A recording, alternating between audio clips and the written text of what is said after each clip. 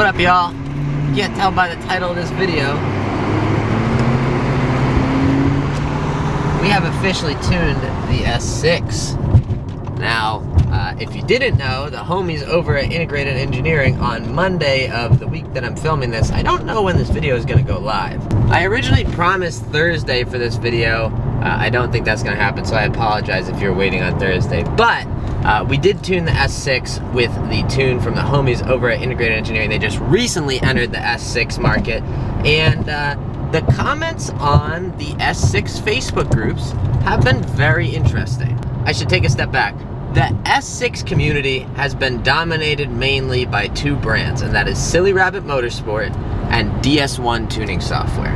And I think a lot of people have invested into that, and when a different player comes into the market, you want to justify your purchases. That totally makes sense to me. And so as a result, you talk down on the new player. Some of you, who I imagine are watching this from the S6 Facebook group, don't know who Integrated Engineering is. They are not just a random company off the street. There does seem to be a lot of companies entering the 4OT platform with no pedigree whatsoever and just promising stuff. Integrated Engineering is not one of those companies. I candidly have worked with them for about 3 years now, maybe a little bit more. They tuned my S4, they tuned my SQ5, and now they've tuned my S6. Integrated Engineering had the fastest B8.5 or just B8 3OT S4 on the planet for about a year. The record got retaken, they took it again, and then it got retaken again. But they are not just some random tuning company that's promising these gains. I guess I should show you my first reaction to both the 93 tune. I didn't set up a camera because I didn't think I would be like blown away. I said out loud, this thing blanks. In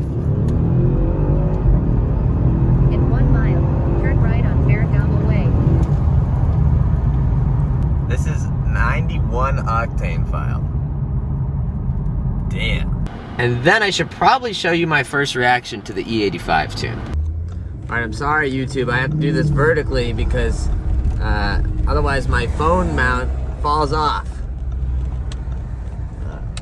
Turning around here.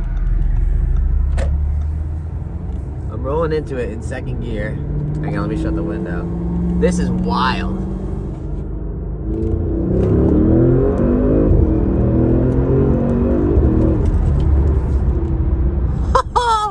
You're tuning your S6 for the first time, and the tuners know this better than I, but there's essentially about a 5-minute wait period that you want to just drive the car normally and wait for everything in the ECU to kind of figure itself out. But enough about that. I'm sure you're wondering, DS1 or Integrated Engineering, what are the main differences?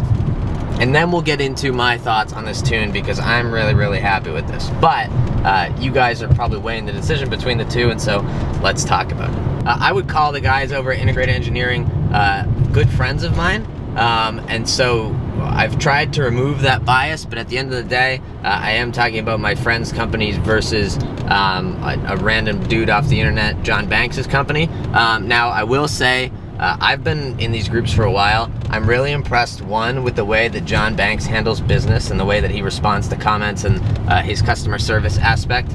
He does that really well, and so if you decide to go DS1, I don't think you're in bad hands there. But let's talk about what does Integrated Engineering offer for their tune that DS1 does not. The big one, and the number one ticket item, is that Integrated Engineering offers a TCU or DSG or transmission tune for these cars. DS1 does not currently offer that. You have to go through kind of a third party to knock that out. That is a big plus in my book because there are limiters in the transmission that you're going to run into if you just run the ECU tune and not the transmission tune. Now, if you're already DS1 for the ECU and you don't feel like switching, you could always buy the Integrated Engineering cable and TCU tune and run that with the DS1 engine software. Although it's probably not as perfect as IE plus IE, it's not going to be necessarily a bad thing. Integrated does seem to have stronger overall files. I would compare DS1 a lot to like a Cobb, although I don't want to insult them by comparing them to Cobb because Cobb files are like really weak sauce, and I don't think DS1 files are super weak sauce.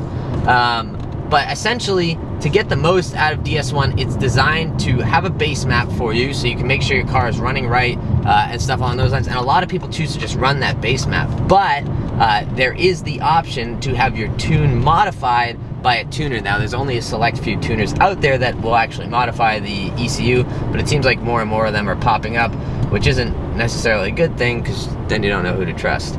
But yeah, so DS1 is kind of like a base good enough map, but in order to get the most out of DS1, the car has to be custom tuned, which brings me to price point. DS1 already costs more than the integrated engineering ECU tune if we're just going ECU to ECU. And then you're gonna have to pay to have someone put a custom file on top of that. Now, integrated does have some fun add-ons that are not currently available on DS1, although I wouldn't be surprised if they popped up. You can get the Ghost Cam tune, which makes your car sound like it has a cam in it, even though it doesn't. So if you're a racer and or a really big fan of cam V8 sounds, that may be for you. And they also offer extra crackles, if that makes sense. So like a crackle tune on top of the dynamic crackle tune that you already have, if you want even more crackles because you're either looking for a big smile or a massive racer. And then the biggest benefit is that there's no device plugged into your OBD2 port all the time. DS1, as far as I know, you have to leave plugged into the OBD2 port in order for the car to run flex fuel and stuff along those lines. What does DS1 offer that integrated engineering doesn't? Like I said, you can have the file custom modified. They support flex fuel. Integrated offers an E60 to E85 file, but if you run a blend lower than that, you have to flash back to the 93 file. There's no kind of on-the-fly map switching or flex fuel sensor integration, which again will require something plugged into the OBD2 port all the time. They also have fan control, which is not yet available on the integrated software, although integrated did have that for the S4 and the SQ5, so I would imagine it's just a question of figuring out how to do that on this ECU and swapping it over. I will say I've seen videos of DS1's tuning platform and read their 6 million page Google Doc user manual. I think integrated engineering is much more user-friendly as far as the actual flashing process goes. If you're an engineer or something along those lines, you'll definitely like the DS1 manual. It is very, very, very, very thorough. Let's go ahead and jump into a couple draggy times. I will start with my first ever pass on the E85 tune. You'll notice this pass doesn't have launch control. That's because this was on a like beta file.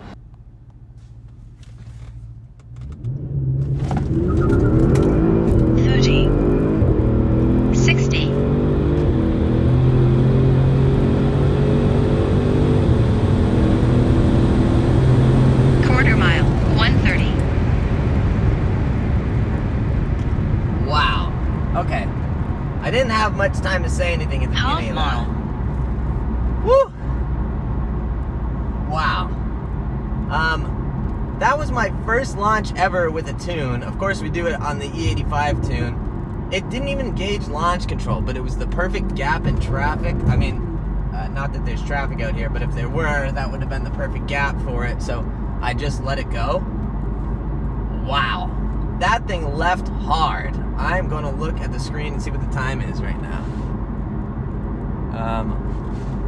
11:01?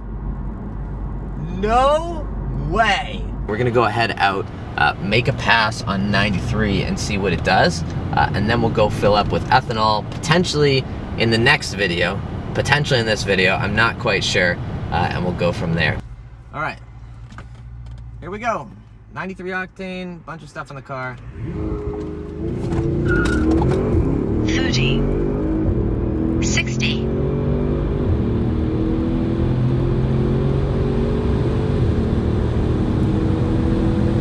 quarter mile,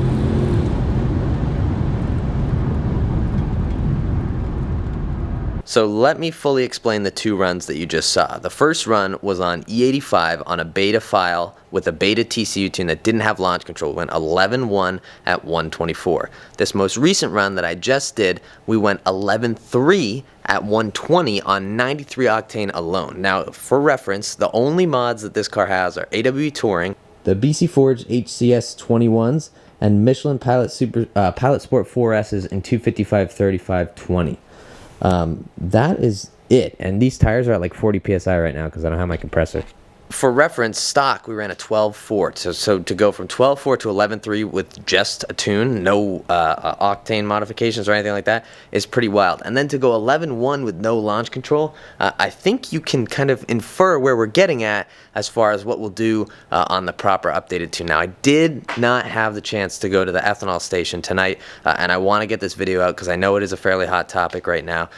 So we are going to have to wait for a future video to rerun the car on ethanol. Maybe just we'll go to the drag strip and see what it does there, so we can get some official times instead of draggy times. But I could not be happier with how the car performed. If you were on the fence about Integrated Engineering's tune, I hope this video helped you make a decision, either one way or the other. But again, I'm so happy with this. So huge shout out to the homies over at Integrated Engineering.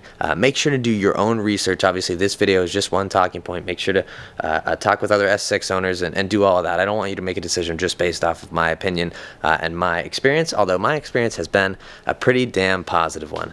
That's all I got for you guys today. I hope you enjoyed this video. Thank you so much for watching. Go out there and spread some positivity, and I'll catch you guys in the next video. There she is. You notice anything new?